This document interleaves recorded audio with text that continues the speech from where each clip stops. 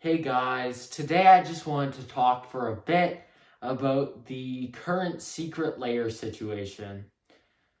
So basically what happened here was a goblin themed secret layer dropped, and sadly they only printed so many that sold out in a mere 34 minutes. This was mainly due to scalpers and their effect that they have on the gamers of the Magic the Gathering community. This specific deck I'm gonna see is gonna resale for so much. And not only because that not many people who actually are gonna play it and enjoy it didn't get their hands on it, it's also because it includes some very valuable reprints and some very valuable cards. And goblins are a very loved section of Magic the Gathering. Sadly, that means not everybody who would have loved this deck is going to get their hands on it for the price that they deserved. And that leads to some problems. One of those problems being scalpers. Scalpers have always been what some players consider a scourge on every trading card game community. And though not many people like them, and I'm not saying I do in this situation, you're just gonna have to accept things like this will happen. And I understand the frustration of some of the people who didn't get their hands on it, but things like this are gonna happen. There are people who buy entire booster boxes, like 5 booster boxes, and that might cause people to not get their hands on these cards. Of course, there's a difference. These people are likely going to be playing these cards. People are going to be enjoying them instead of only doing this for profit. And now, we have to accept that Magic the Gathering players aren't the only ones who have scalpers in their communities. There's also Pokemon. I'm sure there's Yu-Gi-Oh! I'm sure there's Lorcana, whatever. But that does not mean we can be positive about how good and how happy people were with this secret layer. The art by Wizards of the Barge is probably one of the most loved art styles in the Magic the Gathering secret layer kind of community. And we have to be positive that the people who got their hands on one are gonna really enjoy it. It's got beautiful art, it's got some really cute goblins, and the reprint value is really there. It was always gonna be a target for scalpers. Now, once again, that does not mean I'm supporting the scalpers in their quest for more money. But there's always gonna be some sort of moment when we're not gonna get our hands on one of these because of the total reprint value. Like, from what I've heard from other sources, this secret layer deck's gonna be reprinted for almost double the value it was bought at. That's absolutely crazy, and that's just right off the stock. I'm sure the prices are gonna raise over time. And honestly, all of this art was really awesome, and my heart really goes out to the people who couldn't get their hands on this secret layer. As I've only bought 2 secret layers, and it's both been very recently, like, check out my channel for my Deadpool short, as I actually have a video of me opening some really good stuff from this secret layer that, honestly, I don't think was very popular, and it should have been more popular. So, secret layers are always going to be a more coveted part of the Magic the Gathering community.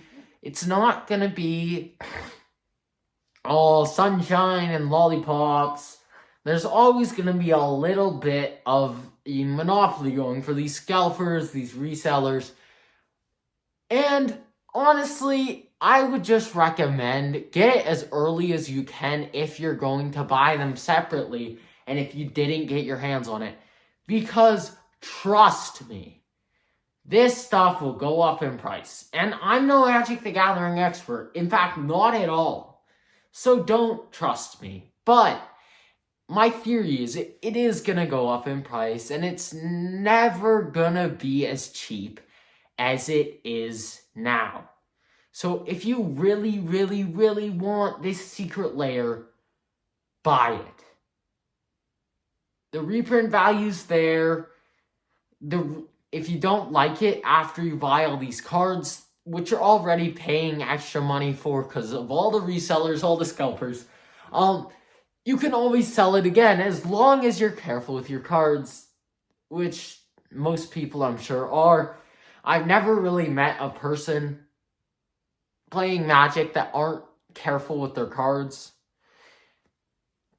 And I'm really hoping you guys are gonna buy these as singles because they're just, it's a really good deck, and goblins have always been my favorite part of the Magic the Gathering universe.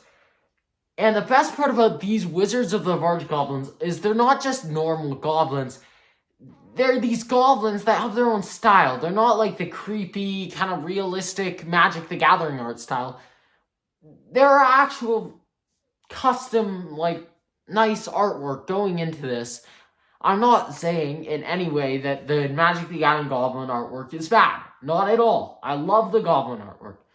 But this Goblin artwork, I think, tends to just kind of reign supreme on the other goblins because it's just got that more quality. And when I think of a goblin, I think of that kind of Adventure Time, Wizards of the Barge style because I like Adventure Time. And the Adventure Time kind of fantasy goblins, gnomes, are always in my head when it comes to a small little creature. That's one of the reasons I was so excited for this secret lair. And luckily, I managed to get my hands on one. Check out my channel later. I'll probably do an unboxing when it comes.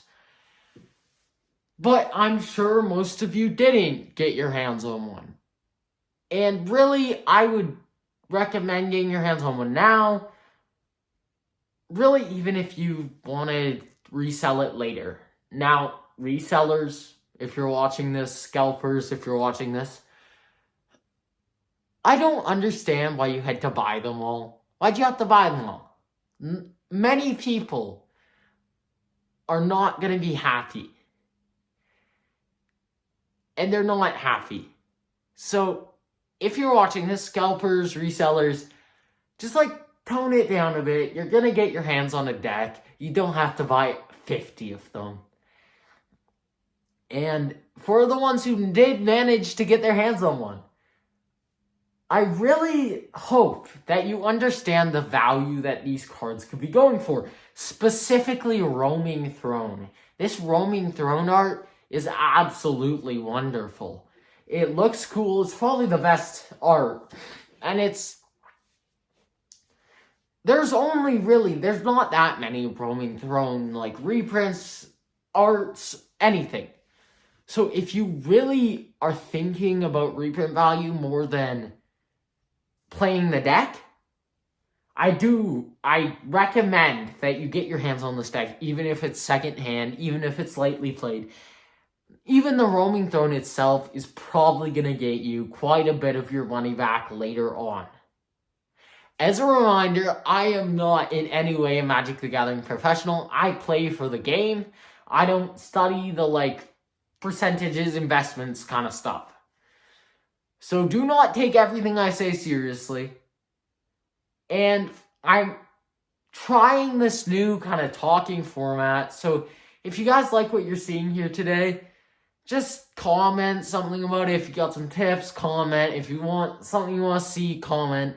And I'm probably going to go into a few more videos where I'm just going to be, reviewing my decks. Because I can't always be buying stuff. I'm not super rich. I'm not infinite money guy.